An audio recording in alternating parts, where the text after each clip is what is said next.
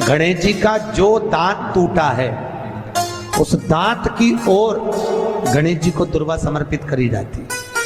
इसलिए हमारे हिंदू धर्म में दो तरह के गणेश जी का प्रमाण कहा जाता है, एक राइट सूंड के गणेश, एक लेफ्ट सूंड के गणेश। राइट सूंड का जो गणेश होता है वो घर में रखा जाता है, और लेफ्ट सूंड का जो गणेश होता है वो अपने ऑफिस में, व्यापार की जगह पर, दुकान में, धंधे में, पानी में, सर्विस में, नौकरी में लेफ्ट सूंड का गणेश रखा जाता है। जिसके दुकान, व्यापार, व्यवसाय में अगर राइट सूंड का गणेश रखा जाता है तो लक्ष्मी आती है पर टिकती नहीं है। इसलिए घर में सीधी सूंड का गणेश और दुकान, व्यापार, व्यवसाय में, ऑफिस में उल्टी सूंड का, दो गणेश।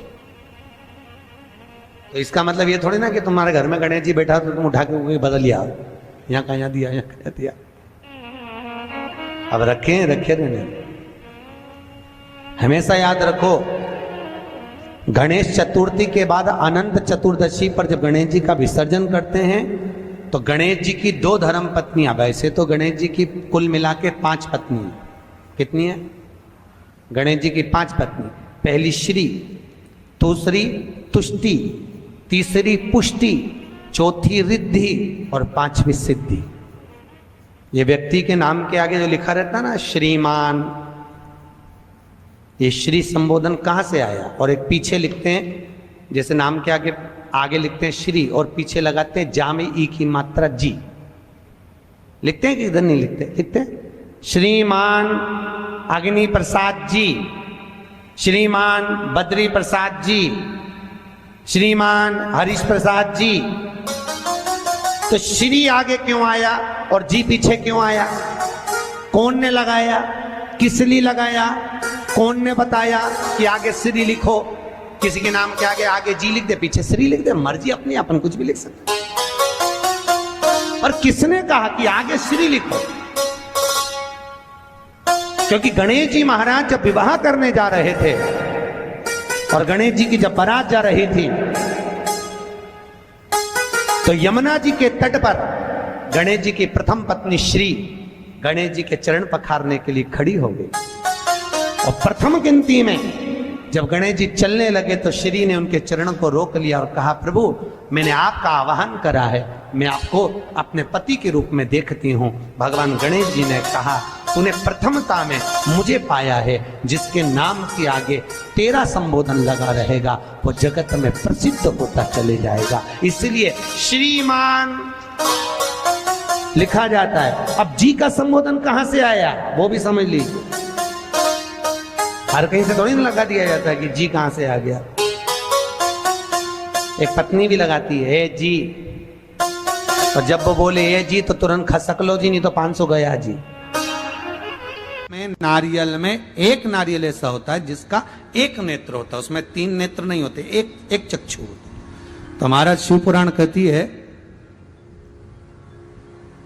स्कंद पुराण कह रही है कि एक चक्षु जो नारियल होता है उसको शुक्रवार का जब प्रदोष पड़े, जिसको कहते हैं शुक्र प्रदोष। कौन सा प्रदोष होना चाहिए? शुक्रवार का प्रदोष।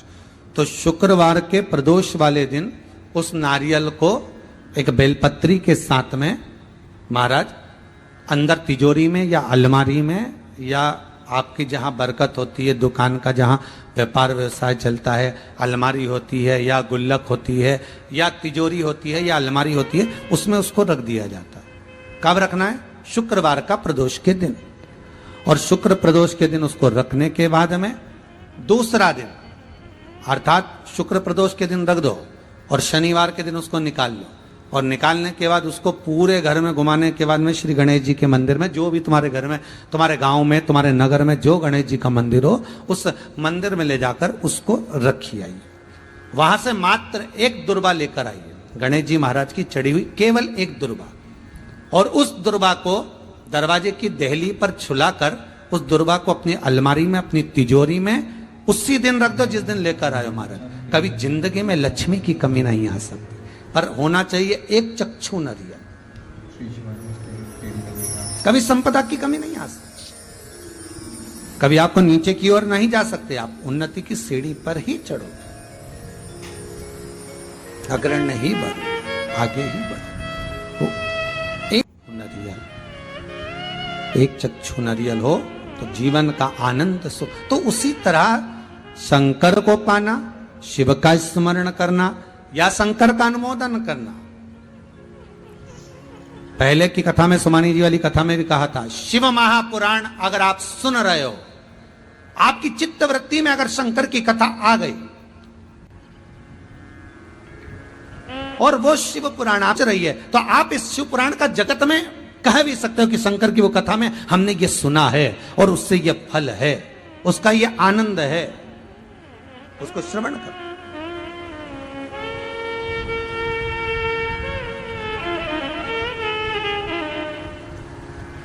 उस कथा को जनमानस तक मैं धन्यवाद दूंगा। महाराज नीमच, परतवाड़ा, इंदौर, नांदेड़, महाराष्ट्र, मध्य प्रदेश, गुजरात, ना जाने कहां कहां के भाइयों ने पत्रकारों के माध्यम से, अखबारों के माध्यम से अपने अपने क्षेत्र में इस शिव महापुराण का प्रचार किया और कहा 30 तारीख से शिव महापुराण की कथा आ रही है। और आप सब संपूर्ण, कई लोगों ने मराठी भाषा में भी छापा। मैं निवेदन करूंगा समीर जी से कि वो क्लिपिंग दिखाएं जरा, कि अखबारों में कितना सुंदर भाव व्यक्त किया, कितना सुंदर। और इन सारे अखबार वालों को और जितने मीडिया वाले, इन सबको साधुवादता है मेरी, बहुत बहुत धन्यवाद, बहुत बहुत साधुवाद। महाराज अपने अपने क्षेत्र में कथा सुनो, श्रवण करो और अपने जीवन में उतारो, श्रवण करो और अपने जीवन में आनंद पाओ। महाराज एक चक्षु नरियल हो और वो एक चक्षु नरियल जिसके एक नेत्र हो, और वो नरियल अगर शुक्रवार की प्रदोष हो और प्रदोष काल में उसको अलमारी में, तिजोरी में रखा जाए बेलपत्र के साथ, और उसी श्रीफल को दूसरे दिन गणेश जी के मंदिर में संपूर्ण घर में व्यापार में घुमाकर रखा जाए, मां से मात्र एक दुर्वा लाकर रखी जाए, कभी संपदा की कमी नहीं आ सकती। ये उसी तरह जैसे किसी व्यक्ति को रोग हो गया और बहुत रोग होने के बाद दवाई चल रही है, औषधि चल रही है, पर रोग समाप्त नहीं हो रहा, तो ये एक चक्षु जो नरियल होता है, इस एक चक्षु नरियल की जो जटा होती है, इस जटा को निकालकर इसको जलाकर इसकी राख तैयार कर इसकी भस्म बनाकर शंकर भगवान पर भौम प्रदोष के दिन, सोमवार की प्रदोष पड़ने वाले दिन अगर शिव जी के शिवलिंग का लेपन करा जाता है, तो कहते हैं उस लेपन का थोड़ा सा भाग, थोड़ी सी भस्म लाकर बीमार व्यक्ति के हृदय पर लगा दी जाती है, तो वो रोग से मुक्त होता है, उसको रोग नहीं घेरता। इस एक चक्षु नरियल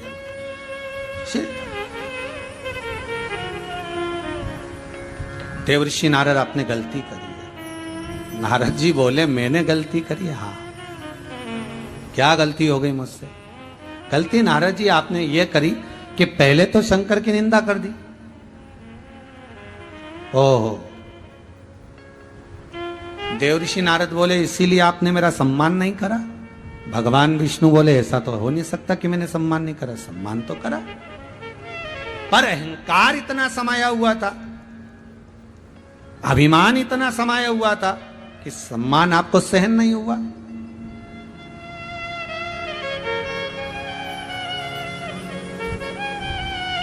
सम्मान सहन नहीं हुआ।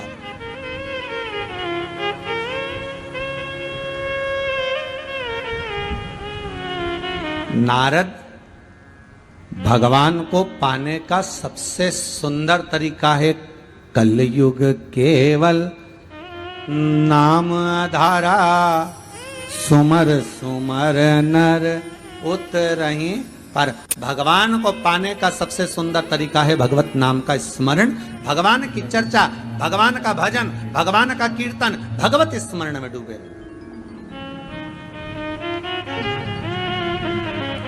आज जमशेदपुर में बैठकर सिन्हा परिवार अगर कथा का रसास्वादन करा रहा है, पूरा सिन्हा परिवार, फिर कहूंगा एक पीढ़ी नहीं 7 पीढ़ी नहीं, उज्जैनी में ऋण मुक्तेश्वर महादेव की दीवार पर बड़ा बड़ा पत्थर से खुदा हुआ लिखा है, कि शंकर की शिव महापुराण की कथा, शंकर की कथा 71 पीढ़ी को तार देती है, एक पीढ़ी नहीं। ना जाने कितनों को। और आप जितने लोग श्रवण कर रहे हैं, जितने लोग इस कथा को सुन रहे हैं, धन्यवाद आपको, बहुत बहुत साधुवाद जो आप इस कथा को अपने हृदय में उतार रहे हो। ना जाने कितनी पीढ़ी को तार रहे हो। ये कृपा है, ये करुणा है उस विश्वनाथ की।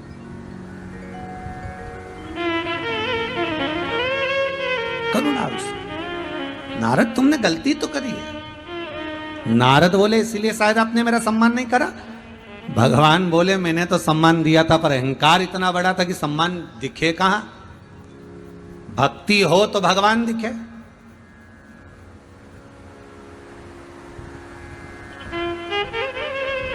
पहले रेलवे स्टेशन जाते थे ना, तो स्टेशन पे वजन तोलने की मशीन लगी थी। आप लोगों ने देखी होगी जितने लोग कथा सुन रहे हो।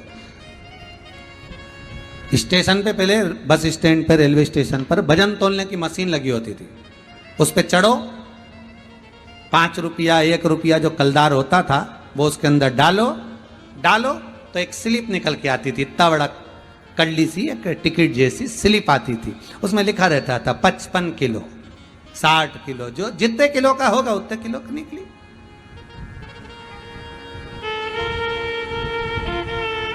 पर कोई समझदारी करे और उसमें कलदार की जगह, 1 का कलदार, 5 का कलदार, 2 रुपया की जगह उसमें 500 का नोट डाले तो स्लिप आएगी क्या? अरे बोलो तो रे, आएगी क्या? जितने बैठे हो टीवी के सामने, स्टेशन पर तुम वजन तुलवा रहे हो, पहले एक मशीन लगी होती थी, उस मशीन पे चढ़ो और एक कलदार उसमें डाला तो उसमें से निकाल, जितने किलो के तुम होगे उतना किलो लिखा आ जाएगा। 60 kilo, 50 kilo, 55 kilo, 30 kilo, 40 kilo, जितने की उतने। तो अब तुम एक प्रयास करना कि उसमें 1 रुपए की जगह, 5 रुपए की जगह 500 का नोट डालकर देखना, स्लिप आएगी क्या? नहीं, कोई स्लिप नहीं निकलेगी। उसमें कोई वजन की स्लिप आएगी ही नहीं कि कितना तुम्हारा वजन है, कोई स्लिप। उसी तरह भगवान ये नहीं देखता कि तुम्हारे पास में माल कितना है, 500 का है, 2000 का नोट है, 10,000 है, 50,000 है, 1 लाख है। भगवान को कोई मतलब नहीं कि तुम्हारे पास में धन कितना है। भगवान तो ये देखता है कि एकाकार अर्थात एक नाम भगवान का, वो एक क्वाइन, सिक्का अर्थात भगवत स्मरण कितना है, बस वो सिक्का ही भजन बता देता है। उसी तरह तुम्हारा भजन भगवान का द्वार बता देता है कि द्वार कब मिलेगा, वो सिक्का।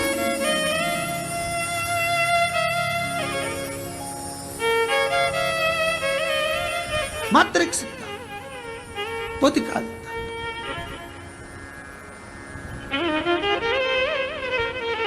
नारद तुमने गलती करी है। नारद जी बोले मैंने गलती, हाँ आपने मेरा सम्मान, भगवान बोले सम्मान तो किया था, पर अहंकार के कारण सम्मान नहीं दिखा, वो सम्मान नजर नहीं आया आपको।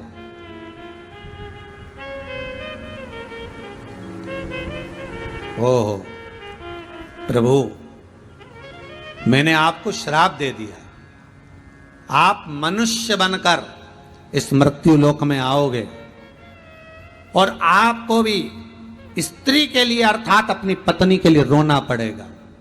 भगवान कह रहे हैं देव ऋषि नारद, ये तो सब कर्मों का भोग है जिसको भोगना पड़ेगा, जिसको भोगना है।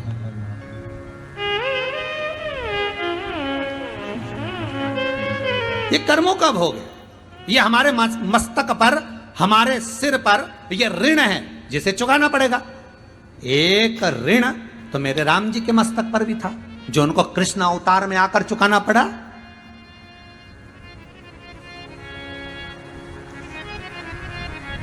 एक ऋण तो मेरे राम जी के मस्तक पर भी ले गया था। कब? जब वन जाते समय माता जानकी को प्यास लगने लगी, सीता जी बिलखने लगी, मां जानकी के मुख से निकल गया, प्रभु बहुत प्यास लगी। मुझे बहुत प्यास लग रही है प्रभु। राम जी बोले जलाशय तो कोई पास में दिख नहीं रहा, मेरे नजदीक में कोई पानी का केंद्र, कोई पानी का स्थान, कोई तालाब, कोई सरोवर, कोई कुंड, कोई झरना नजर नहीं आ रहा। आज सीता जी बोली प्रभु आपको हाँ चलना चाहिए ना, तो जहां पानी हो ना उसके पास पास से चलना चाहिए, कम से कम पीने को तो मिल जाए। पानी नहीं मिल रहा, तड़प रही थी। वहीं पर एक मोर नाच रहा था, मोर नाच रहा है। राम जी ने हाथ जोड़कर मोर को बुलाया, प्रभु ए मयूर देव आइए। मोर दौड़ कर आया, प्रभु क्या आज्ञा है, क्या आज्ञा है प्रभु। राम जी बोले मोर हे मयूर, जानकी जी को प्यास लगी है, हमें पानी दिख नहीं रहा, आप उड़ते हो, ऊंचा बैठ जाते हो, आप सब दूर वन में जंगल में विचरण करते रहते हो। हे मयूर देव, हे मोर, आप बताओ ना पानी कहाँ है। मोर बोला प्रभु थोड़ी दूर पर पानी है, आप चलो मेरे साथ, मैं आगे आगे चलता हूं, आप मेरे पीछे चलो। राम जी बोले ठीक है, पर मोर ने कहा चलने में दिक्कत आई। राम जी पूछे वो कैसे। मोर बोला प्रभु चलने में ये दिक्कत आएगी कि आप तो पांव से चल लोगे, पर मुझसे इतना चला नहीं जाएगा क्योंकि मेरे पंख इतने बड़े हैं, इतना मैं चल नहीं पाऊंगा। तो राम जी बोले क्या चाहते हो। मोर बोला एक काम करता हूं, मैं उड़ उड़ के चलूंगा और तुम पैदल पैदल चलो। भगवान बोले ठीक है। तो मोर बोला प्रभु चल तो दोगे, पर मुझे एक बात बताओ, अगर मैं ज्यादा तेज उड़ गया और चले गया कहीं, फिर तुम्हें रास्ता कौन बताएगा, इसलिए एक काम करता हूं। भगवान बोले वो क्या। मोर बोला रास्ता मैं बताऊंगा, जहां जहां पर मेरा पंख गिरा पड़ा दिखे उसी रास्ते से तुमको आगे बढ़ते हुए आना। राम जी बोले ठीक है। मोर चलता गया, उड़ता गया, पंख गिरते गए, राम जी चलते गए। राम जी के मन में आया मेरे पिता श्री दशरथ जी महाराज और मेरे गुरु बाबा ने बताया था कि मोर के पंख झड़ने का, पंख गिरने का भी एक समय होता है, एक महीना होता है, एक समय होता है, एक तिथि होती है। मोर के पंख झड़ने का भी एक समय होता है।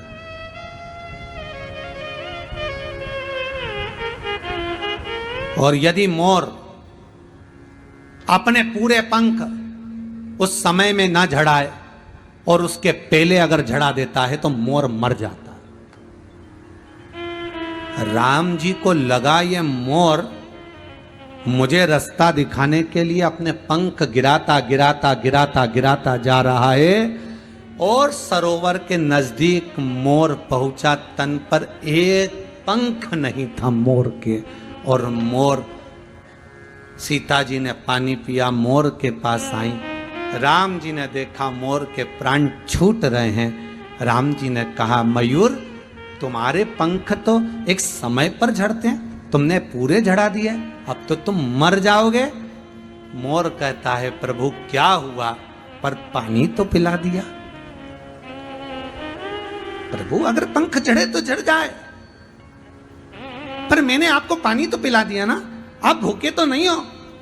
और परमात्मा को अगर मैं पानी नहीं पिलाता, मां जगत जननी को अगर पानी नहीं पिलाता, तो मेरा जीवन बेकार था प्रभु। मोर अपने प्राणों को त्याग रहा है। राम जी कहते हैं मोर चिंता मत करना, तेरा कर्ज अदा करने के लिए ये राम एक अवतार और लेगा, कृष्ण अवतार लूंगा, और जैसे तूने मोर पंख मेरे चरणों में पटका है, रास्ता दिखाने के लिए उस मोर पंख को मैं मस्तक पर लूंगा। केवल तेरे कर्जे को चुकाने के लिए राम आएगा, केवल तेरा कर्जा चुकाने के लिए राम को एक कृष्ण अवतार लेना है। ऋण चुकाने के लिए मैं अवतरित होऊंगा। अरे रावण तो बहाना था साहब राम जी को आने का, रावण तो बहाना है। मेरे राम चाहते तो रावण को कब का मार देते, मेरे शंकर चाहते तो रावण कब मर जाता, ब्रह्मा जी चाहते तो रावण मर जाता। रावण को मरने में देरी नहीं लगती, पर राम को आने का सबसे बड़ा कारण था कि कर्जा चुकाना था। उधर शबरी अम्बा रोज बुआरी काटती थी, शबरी अम्बा रोज झाड़ू लगाती थी, रंगोली डालती थी, सेज बिछाती थी। तो राम को तो आना पड़ेगा क्योंकि शबरी के लिए, और शबरी के लिए आने से पहले राम को आना पड़ेगा, मेरे कृष्ण को आना पड़ेगा। उसके आने का एक कारण है। हर अवतार का कोई कारण होता है। कोई कहे कि कंस को मारने के लिए भगवान कृष्ण प्रकट हुए, नहीं नहीं नहीं। भगवान कृष्ण को अगर प्रकट होना था, कर्ज चुकाने के लिए प्रकट हो गए कि यह मोर पंख मुझे मस्तक पर धारण करना है, ये मोर पंख मुझे लेना,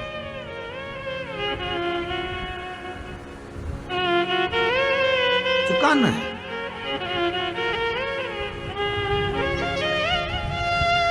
लेकर जाना तो चुकाना है। मेरे जल पिया है, तूने मार्ग दिया, कृष्ण अवतार लूंगा, द्वापर में आऊंगा, तेरा साथ निभाऊंगा, चिंता ना करना।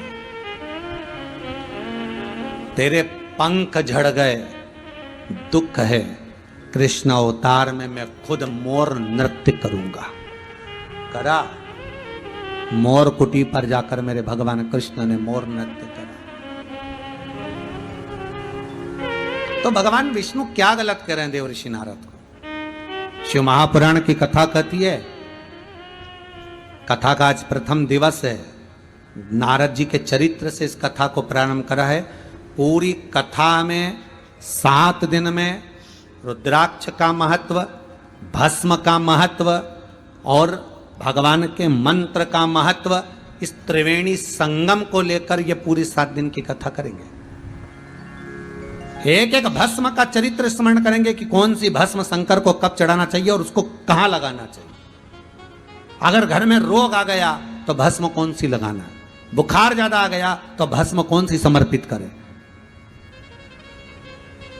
लीवर किडनी गड़बड़ हो गया कौन सी भस्म शिव जी को चढ़ाई जाए, उस भस्म को कैसे लिया जाए, कैसे धारण किया जाए। कैंसर जैसा रोग भी हो गया तो भस्म शंकर को कैसे चढ़ाकर उस स्थान पर लगाई जाए जहां पर कैंसर हुआ है। उस भस्म का, किसी गठान हो गई शरीर में, वो गठान को गलाने के लिए भस्म कैसी शिव को समर्पित करना चाहिए, वो कौन सी भस्म शंकर को चढ़ाई जाए और गठान पर लगाई जाए कि गठान गल जाए, समाप्त तो हो जाए बिना औषधि के।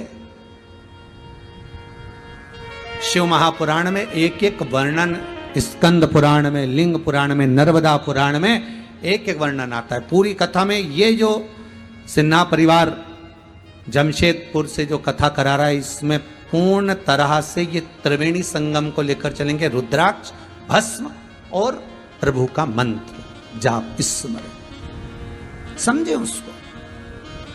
इसलिए आज कथा में पहले दिन तो हमने रुद्राक्ष का थोड़ा सा महत्व, थोड़ा सा भस्म का महत्व, कि नारियल की जटा, एक चक्षु नारियल की जटा की उस भस्म का क्या फल है, थोड़ा सा।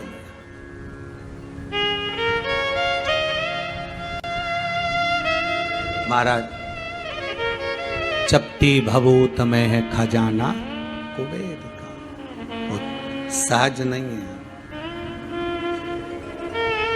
शमशान की राख, शमशान की जरा सी राख कपड़े पे लग जाती है, तन पे लग जाती है तो घर आकर नहाना पड़ता है, कपड़े को धोना पड़ता है। और वही मुर्दे की राख मेरे शंकर को चढ़ जाती है और वो करोड़ों में बिक जाती है। वही मुर्दे की राख, वही बस।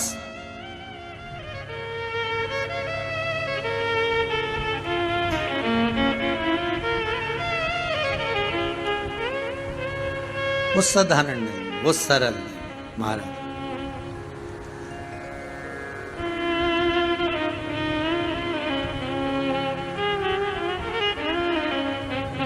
वो सहज नहीं हो सकता।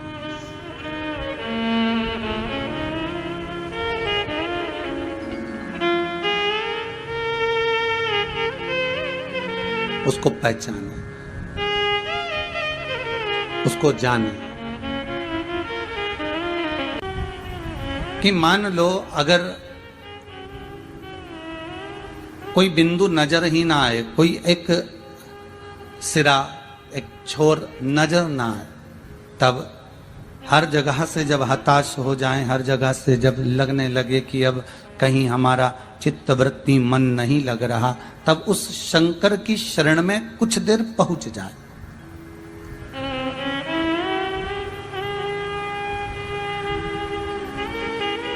तब उस शिव की शरण में कुछ देर के लिए जाकर बैठ जाएं। और जब आप शंकर की शरण में जाकर बैठेंगे तो जीवन का एक आनंद अपने आप ही प्राप्त हो जाए। ओगड़ी है वो, और उसकी ओगड़ीता का ध्यान ये रखिएगा कि कब किसको कहां क्या प्रदान कर दे, ये वही जान सकता। उसके सिवा कोई दूसरा नहीं जान सकता, ये वही जानेगा। होता है, एक बार माता पार्वती जी ने भगवान शंकर से कहा, प्रभु ये संसार सागर बड़ा विचित्र है। तो शिव जी ने पूछा, पार्वती आप संसार में रहती हो, आप मृत्यु लोक में रहती हो, आप इस भूमंडल पर रहती हो, और आप ही कह रही हो कि संसार सागर बड़ा विचित्र है? हाँ प्रभु, ये संसार बड़ा विचित्र है। और शिव जी ने पूछा वो कैसे? पार्वती जी बोली, प्रभु जिसको दुख मिलता है उसको दुख ही दुख मिलता चले जाता है, और जिसको सुख मिलता है उसको सुख ही सुख मिलता चले जाता है।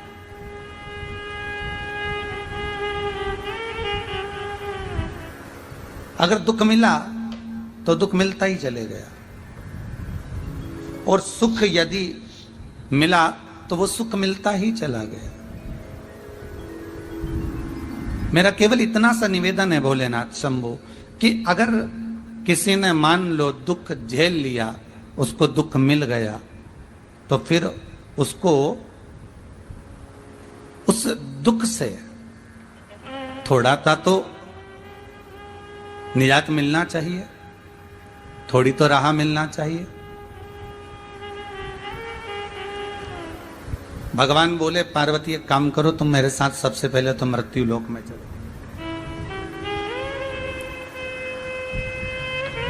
आप मेरे साथ पहले पृथ्वी पर चलो, और इस मृत्यु लोक में जहां अपन कैलाश पर बैठे हुए हैं, तो कैलाश से छूटकर अपने गांव में चलते। पार्वती जी ने पूछा, गांव में जाकर क्या करेंगे? नहीं, पहले आप रूप रखो, और एक जो संसार का मनुष्य जैसा रूप रखता है, संसार का मानव जैसा रहता है, वैसे आप मेरे जैसे बनकर आप मेरे साथ चलो। मैं भी ये जटाजूट बांधकर नहीं जाऊंगा, मैं भी ये जटा पहनकर नहीं जाऊंगा, और मैं भी ये मृगशाला पहनकर या बागंबर पहनकर नहीं जाऊंगा, मैं दिगंबर बनकर भी नहीं जाऊंगा। मैं तो एक संसार का जो मानव होता है वैसा की वैसा ही बनकर आपके साथ में जाऊंगा। आप एक गृहिणी बनना, और आप एक गृहिणी बनकर और मेरे साथ में चलो, और अपन एक गांव में प्रवेश करते हैं, और वहां थोड़े दिन रहकर आपको मालूम पड़ेगा कि दुख मिलता है तो मिलता ही चले जाता है, और सुख मिलता है तो मिलते ही चले जाता है। उसका कारण क्या है? देखिए भाई, कई लोग प्रश्न करते हैं, महाराज जी भगवान ने अगर दुख दे दिया तो अब थोड़ा सुख भी देना चाहिए, और भगवान ने अगर सुख दे दिया है तो कभी कोई व्यक्ति नहीं कहता कि थोड़ा दुख भी मिलना चाहिए। पर ये हमारे कर्मों के अनुसार है। डॉक्टर कभी किसी मरीज को जहर लिखता है क्या? दवाई का लिखता हो कि भाई ये जहर है और आपको खाना है।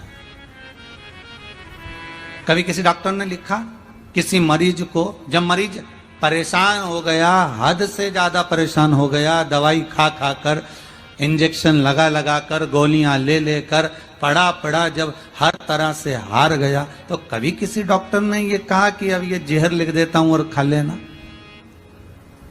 पीछा छुड़ाने के लिए कभी कोई डॉक्टर लिखा हो कि अब ये जहर लिख दिया गया है और आप खा लीजिए? नहीं।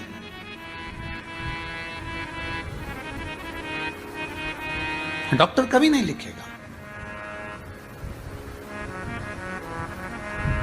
कि मैंने जहर लिखा है और आपको खाना है, मैंने जहर लिख दिया है और आपको खाना है। ये डॉक्टर नहीं लिखेगा।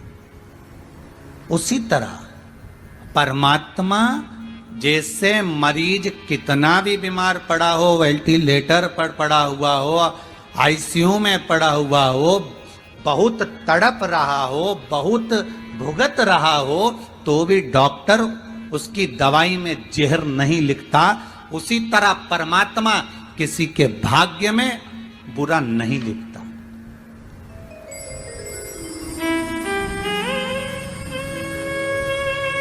परमात्मा कभी आपके लिए बुरा नहीं लिखेगा। परमात्मा कभी आपके लिए जहर नहीं लिखेगा। ना तो परमात्मा बुरा लिखेगा ना जहर लिखेगा। जैसे डॉक्टर भले कितना भी बीमार है, वेंटिलेटर पर पड़ा है, आईसीयू में पड़ा हुआ है, अंतिम सांसें गिन रहा है, भले वो तड़प रहा है, कुछ भी कर रहा है, पर उसके लिए ये नहीं लिखा जाएगा, डॉक्टर कभी उसके लिए जहर नहीं लिखेगा। उसी तरह हमारा परमात्मा हमारे लिए कभी बुरा नहीं लिखता।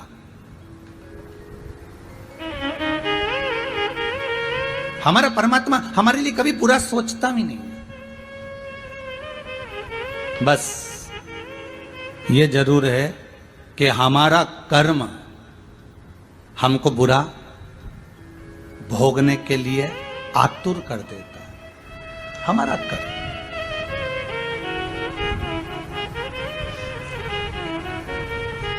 उसने नहीं लिखा बुरा, पर हमको भोगना है। उसने बुरा नहीं लिखा है। वो दुनिया का सबसे बड़ा डॉक्टर है, देवाधिदेव महादेव। जब अपने ससुर को बकरे का मुख लगा सकते हैं, अपने पुत्र को जब हाथी का चेहरा लगा सकते हैं, संपूर्ण विश्व का कल्याण करने वाला वो देवाधिदेव महादेव, संपूर्ण आनंद देने वाला प्रथम डॉक्टर है। वो पहला, कोई दूसरा नहीं, प्रथम। एक डॉक्टर जब अपने मरीज को जहर नहीं लिख सकता, तो वो परमात्मा भी अपने भक्त को, परमात्मा कभी अपने को या संसार के किसी मानव को परमात्मा जब जन्म देता है तो उसको दुख नहीं लिखता। उसको दुख नहीं लिखा। उसने बस इतना जरूर लिखा कि मृत्यु लोक में जाओगे तो कर्म का भोग तो भोगना पड़ेगा। फिर कहूंगा, मत बुरे कर्म कर बंदे वरना पछताएगा। भगवान की आंखों से तू बच नहीं पाएगा, तू बच नहीं पाएगा। संसार में अगर जन्म लिया है तो कर्म का भोग भोगना। शंकर भगवान पार्वती से करें चलो हमारे साथ, और एक गांव में अपने को चलकर रहना है। और दुख क्यों मिल रहा है? सुखी व्यक्ति को सुख ही क्यों मिल रहा है? दुखी व्यक्ति को दुख ही क्यों मिल रहा है? उसका कारण समझना है। और शंकर पार्वती को लेकर गए, गांव में पहुंच गए। गांव के लोगों ने पूछा, कहां से आए हो भाई? शंकर भगवान बोले, बस पास के 7 गांव छोड़कर आए हैं और अब हमने वो गांव छोड़ दिया है, अब इसी गांव में रहेंगे। अच्छा अच्छा, कहाँ रहोगे? ये हमारा झोपड़ा पड़ा है, इसमें रह लीजिए। हाँ भैया। शंकर पार्वती उसमें रहने के लिए गए। पार्वती जी बोली, खाएंगे क्या? शंकर भगवान बोले, मैं भोजन की व्यवस्था करता हूं, तू जब तक भोजन बनाने की व्यवस्था कर।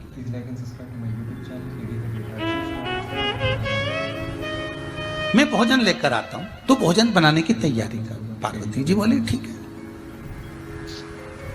और माता पार्वती जब अंदर गई तो अंदर जाकर देखा कि वो चूल्हा जो होता था ना पुराने समय का, मट्टी का चूल्हा, तो पार्वती जी ने कहा, चूल्हा तो है ही नहीं, रोटी काय में बनाएंगे, सब्जी काय में पकाएंगे, भोजन कैसे बनाएंगे? पार्वती जी गई और जाकर उन्होंने कुछ ईंट ढूंढी। ईंटें जो दीवार में चुनाई जाती हैं, वो ईंट ढूंढी गई। अब पार्वती जी बहुत सारी जगह गई पर वो ईंट नहीं मिली। बहुत ढूंढने के बाद पार्वती जी एक झोपड़े के पास गई। वो झोपड़ा झरझर हो रहा था, वो झोपड़ा टूट सा रहा था, बड़ा कमजोर हो चुका था। पार्वती जी ने वहां से एक ईंट उठाई, 2 ईंट उठाई, 3 ईंट उठाई और उठाकर पार्वती जी लेकर आई और आकर उन्होंने चूल्हा बना लिया। शंकर भगवान आए सामग्री लेकर और सूखा सामान लेकर। शंकर भगवान ने आकर कहा, ले पार्वती भोजन बनाओ, तैयारी करो। चूल्हा बनाया। पार्वती कहे, हाँ, ईंटें कहां से लेकर आई हो? पार्वती जी ने कहा, वो एक मकान था ना, वो झरझर हो रहा था। एक मकान जो था ना, वो टूट रहा था। एक मकान बड़ा कमजोर सा हो गया था, वो कुटिया, वो झोपड़ा, वो एकदम जर्जर सा हो गया था। उसकी ईंटें निकल रही थी, तो मैंने सोचा 4-6 ईंट इसी में से निकाल कर ले जाऊं। दूसरे के मकान की ईंट में लेकर आ गई और मैंने चूल्हा बना दिया। शंकर भगवान बोले पार्वती गजब करा तुमने, इतने सारे गांव में मकान है, एक से बढ़कर एक बने हुए हैं, और कहीं से ईंट लेकर आना था तुमको, और कहीं से ईंट लेकर आ जाते, फिर यहीं की ईंट क्यों लाने की जरूरत थी? बेचारा का मकान तो वैसे ही जर्जर हो रहा है, वैसे व्यक्ति का मकान जर्जर हो रहा है, वैसे ही टूट रहा है, वैसे ही वो मकान इतना जर आ रहा है, और तुम ऊपर से उसमें जो ईंट लेकर आ गई उसके यहाँ की। अरे पार्वती अगर लाना था तो किसी अच्छे मकान की लेकर आ जाती।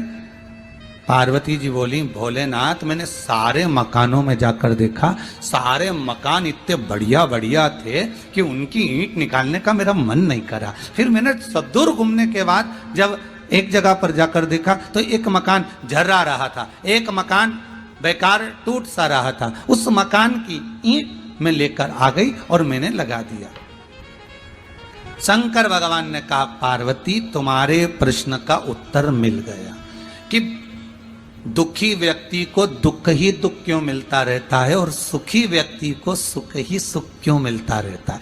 जैसे पार्वती तुम अच्छा मकान देखा तो तुम उसकी ईंट निकाल कर नहीं लाई, तुमने अच्छा भवन देखा तो तुमने उसकी ईंट नहीं निकाली, पर जो मकान झरझरा सा हो गया था, जो मकान टूटा सा हो गया था, जो मकान की ईंटें झर रही थी, जिस मकान की ईंटें नीचे गिर रही थी, तुमने वहीं की ईंट निकाली। पार्वती जी शंकर जी कहते हैं बस तुम्हारे प्रश्न का उत्तर यही है, जिसने इस मकान को सवार लिया, जिसने इस मन को सवार लिया, पार्वती जी जिसने इस मन को सुधार लिया, भगवत भजन से, स्मरण से, शिव कथा से, राम कथा से, कृष्ण कथा से, भगवान की भक्ति से, जिसने इस महल को, इस मकान को, इस भवन को संभाल लिया होता है, फिर उसको दुख नहीं मिल पाता है। पर जो मकान झरझरा सा हो जाता है, जिसके भीतर काम, लोभ, आसक्ति, वासना, तृष्णा, ये सब जिसके भीतर बराती चली जाती है, बस उसी की ईंट निकलती चली जाए,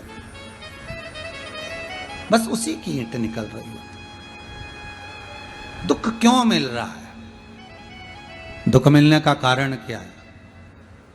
क्यों तकलीफें मिलती है? उसका कारण क्या है? हम मृत्यु लोक में जन्म तो ले लिए, हम पृथ्वी पर आ तो गए, पर इस पृथ्वी पर आने के बाद हमारा जो कर्म है, हम उस कर्म से वंचित हैं, हम उस कर्म से वंचित। किसी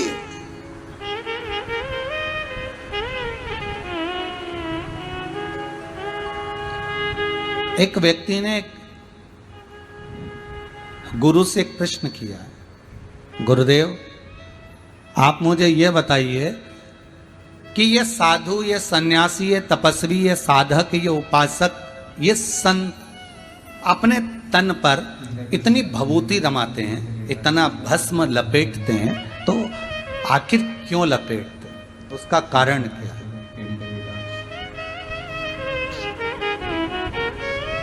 उस भस्म को लपेटने का कारण क्या हो सकता है?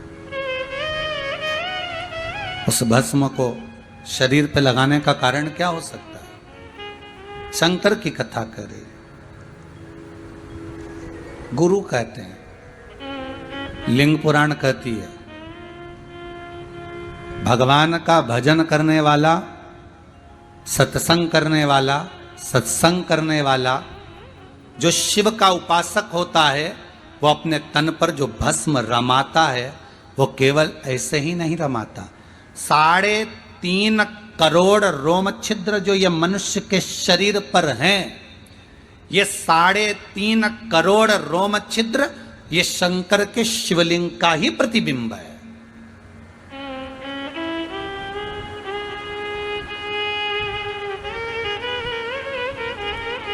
और भस्म लगाकर देखिए, भस्म रमाकर पूरे शरीर पर, ये उन 3.5 करोड़ रोम छिद्र में जो शिव बसा हुआ है, उस शंकर को भस्म का लेपन करता है, भस्म का। ये जो 3.5 करोड़ रोम छिद्र है, ये काय के लिए दिया है? केवल स्मरण करने के लिए। एक दिन में 3.5 करोड़ बार भगवान का नाम आपके मुख से निकलना चाहिए।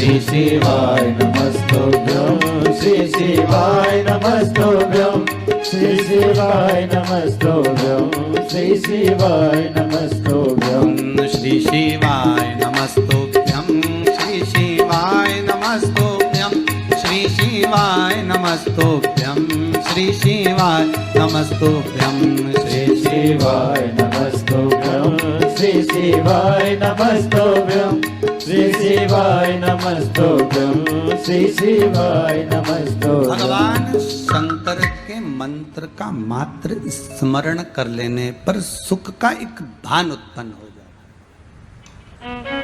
3.5 करोड़ रोम छिद्र जो मनुष्य के शरीर में है, ये जो रोम छिद्र भगवान ने जो दिए हैं, ये केवल स्मरण के लिए दिए, केवल स्मरण के लिए। शिव कथा कहती है देवऋषि नारद जिस समय पर कामदेव पर विजय प्राप्त कर लेते हैं, प्रथम कथा में कहा, और कामदेव पर विजय प्राप्त करने के बाद जब भगवान शंकर के द्वार पर जाते हैं, शंकर के द्वार पर गए, उनको जो रुद्राक्ष की माला मिलती है, उस रुद्राक्ष की माला को भूमि पर पटक कर भगवान विष्णु के यहाँ चले जाते हैं। देखिएगा जरा, और ये रुद्राक्ष कोई साधारण नहीं है, रुद्राक्ष कोई साधारण नहीं है। जिस रुद्राक्ष को भगवान शंकर ने दिया है, जिस रुद्राक्ष को भगवान शंकर ने देवऋषि नारद को पहनाया है, वो रुद्राक्ष साधारण नहीं हो सकता।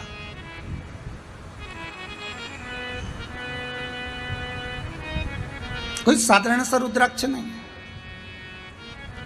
शिव जी के शरीर पर शंकर भगवान का जो स्मरण है, शिव महापुराण का जो रस तत्व है, एक मस्तक पर भस्म का तिलक, मुख में पंचाक्षर मंत्र, त्र्यंबक मंत्र, महामृत्युंजय मंत्र, या श्री शिवाय नमस्तुभ्यम का मंत्र, या श्री शिव का मंत्र, और तीसरा गले में रुद्राक्ष। ये 3 त्रिवेणी के संगम है, ये 3 त्रिवेणी के संगम है।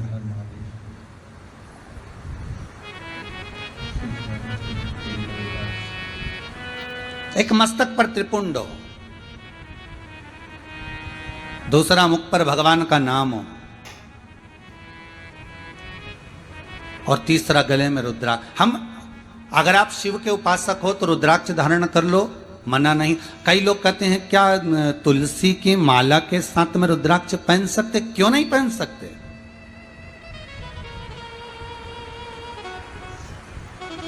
क्यों नहीं पहन सकते? शिव महापुराण की कथा में वेदेश्वर संहिता के अंतर्गत तो वर्णन किया गया कि रुद्राक्ष की महत्वता कितनी है। शिव महापुराण के अनुसार 1 मुखी से लेकर 14 मुखी तक रुद्राक्ष का वर्णन किया है, और कौन सा रुद्राक्ष किसको कब धारण करना है उस तक का महत्व शिव महापुराण के अंतर्गत है। कितना छोटे से छोटे रुद्राक्ष से लेकर कितना बड़े से बड़ा रुद्राक्ष होता है उस तक का वर्णन है महाराज। और उस रुद्राक्ष की महत्वता क्या है, उस रुद्राक्ष को धारण कैसे करा जाता है, उस रुद्राक्ष को पहना कैसे जाता है, उस रुद्राक्ष की महत्वता क्या है। स्वयं भगवान विष्णु ने भी देवऋषि नारद के मुख से जब निकल गया अपशब्द शिव के लिए कि मैंने काम को जीता है, और उस काम को जिसको शिव नहीं जीत पाए, जिसको शंकर नहीं जीता,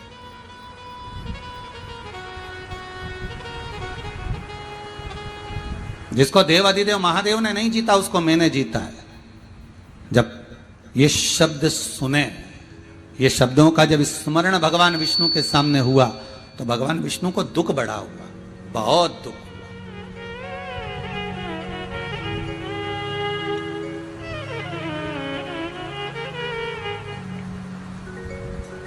3 पाप कर्म ऐसे हैं जिनका कभी प्रायश्चित नहीं है। जिनका कोई प्रायश्चित नहीं। 3 पाप। शिव महापुराण में लिखा है 3 पाप ऐसे हैं जिनका कोई प्रायश्चित नहीं है। इन 3 पापों का कोई प्रायश्चित नहीं हो सकता। इन 3 पापों का कोई प्रायश्चित नहीं। पहला कहा शंकर की निंदा, यह पहला पाप है, शिव की निंदा कर। और जिसने शंकर की निंदा कर दी, ये पाप एक ऐसा हो गया जिसका कोई प्रायश्चित नहीं। तुम चाहे एकादशी कर लो, चाहे प्रदोष कर लो, चाहे द्वादशी कर लो, चाहे संक्रांति कर लो, चाहे तुम दान कर लो, चाहे तुम पुण्य कर लो, चाहे तुम सत्कर्म कर लो, चाहे तुम अक्षय तृतीया कर लो, चाहे तुम्हारी मर्जी पड़े शिवरात्रि कर लो, तुम 1000 बार शंकर का स्नान करा दो, पूजन कर दो, पाठ कर दो, अर्चना कर दो, पर यदि तुमने शिव की निंदा करी है तो इसका कोई प्रायश्चित नहीं। करोड़ों का भले तुम दान कर लो, पर शिव की निंदा अगर करी है तो इसका कोई प्रायश्चित नहीं। दूसरा, शंकर के उपासक, शंकर के भगत, शंकर की आराधना करने वाले की निंदा, यह भी शिव को प्रिय नहीं, यह भी शंकर को प्रिय। दूसरा पाप ऐसा है, इसका भी कोई प्रायश्चित नहीं। शिव का अगर कोई भगत है, शंकर का यदि कोई अनुमोदन करने वाला है, शंकर का कोई स्मरण करने वाला है, शंकर के नाम में अगर कोई डूबने वाला है, शिव की भक्ति को अगर कोई धारण करने वाला है, शंकर के स्मरण में अगर कोई डूबा हुआ है, शंकर के अनुमोदन में कोई डूबा हुआ है, और उसकी अगर कोई निंदा करे तो भी उसका कोई प्रायश्चित नहीं है। आप 1000 दान कर लो, 1000 पुण्य कर लो, सत्कर्म कर लो, भजन कर लो, कीर्तन कर लो, नाम जाप कर लो, तुमसे मर्जी पड़े उतना तुम पुण्य कर लो, तो भी उसका प्रायश्चित नहीं हो सकता। और तीसरा, शंकर के लिए धन प्रेरित कर कर अपने ऊपर खर्च करने वाला भी, उसका कोई प्रायश्चित नहीं। शिव के नाम से, शंकर के अनुमोदन से, शंकर के स्मरण से धन को एकत्रित कर लिया, शंकर के नाम से धन को इकट्ठा कर लिया, और उस धन को अपने परिवार पर खर्च कर रहे हो, तो उसका कोई प्रायश्चित नहीं है। उसका पाप कर्म का भोग मनुष्य को कई जन्म लेकर भोग नहीं पड़ता, कई जन्म लेकर, ना जाने कितने कितने जन्म लेकर मनुष्य भोगता है, वो भोगेगा। देवऋषि नारद ने निंदा कर दी, किसकी करी है? शंकर की। एक निवेदन आप सबसे रहा है जीवन में, शिव महापुराण के अंतर्गत बार बार आपसे निवेदन करते हैं, आपको मंदिर नहीं जाना मत जाओ, आपको कथा नहीं सुनना मत सुनो, आपको शंकर का अनुमोदन नहीं करना मत करो, पर शिव की या शंकर के कोई भगत की या शिव मंदिर की कभी निंदा ना करें, कभी निंदा ना करें। कोई कह रहा था अभी 2 दिन जब बीच में कथा नहीं आई ना, तो उज्जैन से किसी का फोन था, तो वो कह रहे थे, कोई कालू भाई, तो कहे गुरुजी, पहले मंदिरों में इतना गंदा पड़ा रहता था, मंदिरों में कहीं पानी, कहीं कीचड़, कहीं कुछ इतना पड़ा रहता था, पर जब से शंकर की कथा लोग सुनने लगे और शंकर को लोग जानने लगे, भले हम उज्जैनी में रहते महाराज जी, पर जब से शंकर की कथा को सुन रहे हैं, जब से शंकर की कथा को जान रहे हैं, तब से शंकर की कथा सुनने के साथ में एक चीज देखने को मिली है कि मंदिर में लोग सफाई बहुत रखने लगे, मंदिर में लोग साफ सफाई बहुत रखते महाराज, और यही शिव की कृपा। पहले भी कहा, आज फिर कहते हैं, जाओ जल हो चढ़ाओ, नहीं हो बेलपत्र चढ़ा दो, बेलपत्र नहीं हो फूल चढ़ा दो, फूल नहीं हो किसी मंदिर में आप जा रहे हो तो किसी वृक्ष की पत्तियां तोड़कर चढ़ा दो, वो भी नहीं है 3 बार ताली बजा दो, इतना भी ना बने तो बम बम भोलेनाथ बोल दो, इतना भी ना बने शंकर का मंदिर का शिखर का दर्शन कर लो, शिखर दर्शनम सर्व पाप नाशनम, इतना भी नहीं कर सकते तो मंदिर में जाकर थोड़ी सी झाड़ू, थोड़ा सा पोछा, थोड़ा सा सफाई कर कर जाओ, यह भी शिव की आराधना ही, ये भी शंकर की आराधना। महाराज देवऋषि नारद के भीतर जो अहम समाया हुआ था, उन्होंने रुद्राक्ष को फेंक दिया और रुद्राक्ष को फेंका, भगवान विष्णु के यहां जाकर निंदा कर दी, निंदा करी। भगवान विष्णु के यहां से निंदा कर कर जब गए, शीलनिधि राजा की कन्या का स्वयंवर था और नारद जी को बंदर का मुख लग गया। जब भगवान विष्णु को कह दिया कि आपने मुझे बंदर का मुख लगाया है, आप पृथ्वी पर जाकर जैसे मैं स्त्री के लिए रो रहा हूं, आपको भी रोना पड़ेगा। भगवान ने स्वीकार कर लिया, सब कुछ करा भगवान ने। आखिरी में नारद के भीतर का जो अहंकार था, कामदेव को जीतने के प्रति जो अहम भरा हुआ था, वो नारद का अहंकार चला गया। और नारद जी का अहंकार गया, तब नारद भगवान विष्णु से पूछते हैं कि मुझे कुछ ऐसा ज्ञान दे दीजिए जिस ज्ञान के बल पर मैं भगवान शंकर की आराधना करूं। तो शिव जी का सबसे पहला शब्द था कि सबसे पहले तुम गले में रुद्राक्ष की माला धारण करो।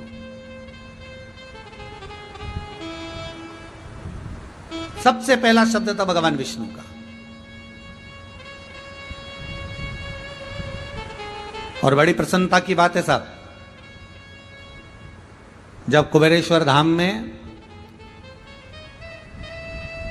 रुद्राक्ष महोत्सव किया गया, सभी को रुद्राक्ष वितरण किए गए, कई लोगों ने फोन कर कर कहा गुरुदेव ऐसी कृपा रही कि घर में रुद्राक्ष रखा हुआ था तो रोग से हम बचे रहे, इस कोरोना महामारी में हम थोड़े सचेत रहे, बचे रहे।